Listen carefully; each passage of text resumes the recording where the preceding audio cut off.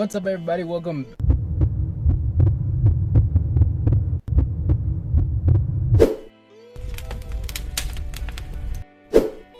back to Ryan Fork, and today we're doing a review of this new rock album of The Last Dinner Party, and the album is called Prelude to Ecstacy.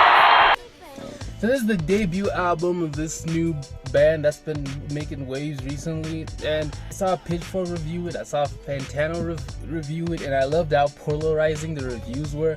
So I had to dig in for myself and check it out and see what all the hubba was about. This record is mostly pop and classic rock with a slight country twang on some tracks. This record is well produced. I think the drums come when they need to, the guitars are well arranged, everything's just meticulously designed on this album. But I feel like it's more theatrical and dramatic than actually compelling. It's kind of like Panic at the Disco West, where it's I feel like after a few tracks, every song starts to sound the same and just kind of melts together or to form this huge group. Without further ado, let's get into the favorite tracks. I have a bunch of favorite tracks from this album.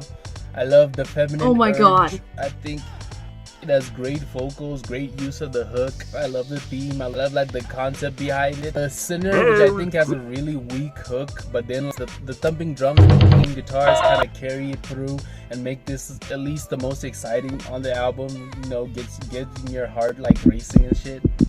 And I love this one called GJUHA, which I think sounds great. I think the choir actually really elevates the experience here.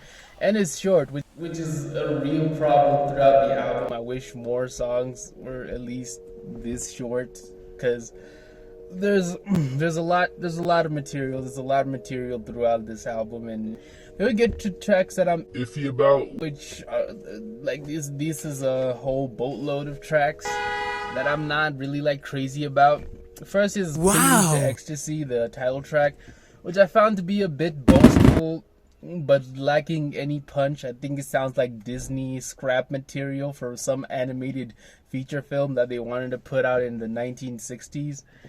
Then we have Portrait of a Dead Girl, which I thought was boring and kind of dragged on for a bit, and it's too long. Then we have On Your Side, which I thought was really boring. Don't have a lot to say about that. We have Nothing Matters, which has this cringe ass hook and teen angsty lyrics, which don't really capture me at all. I was kind of really bored throughout. Then we have My Lady of What's His Name. It's not a good song. I didn't really enjoy it.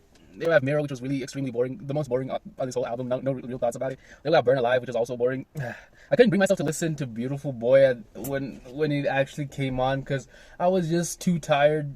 This record is kind of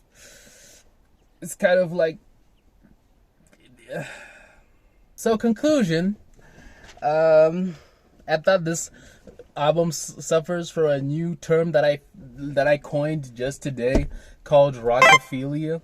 I think this album its obsession to sound like a good rock record was kind of its downfall, because instead of actually doing anything compelling, the group constantly evade any attempt of making a name for themselves for usual rock tropes. They want to sound more rocky or rock-like than actually do something of their own style. They kind of just settle for sounding like a good rock band instead of being like a good rock band. It's not a bad attempt at sounding rock. This is actually a pretty accurate attempt of sounding like a rock band, but then it's just lifeless. It's lacking so much in personality. It sounds like something that I've heard before. Not really catching my eye. Nothing really drew me to this record. At least I can say it was at least well executed. They probably executed the vision that they wanted well. So plugging into the ratings, I would rate this album a 6 out of 10. I think at least they got enough to at least sound like a complete record, which I kind of appreciate. So yeah, if you like this video, please press the like, please subscribe, and then peace.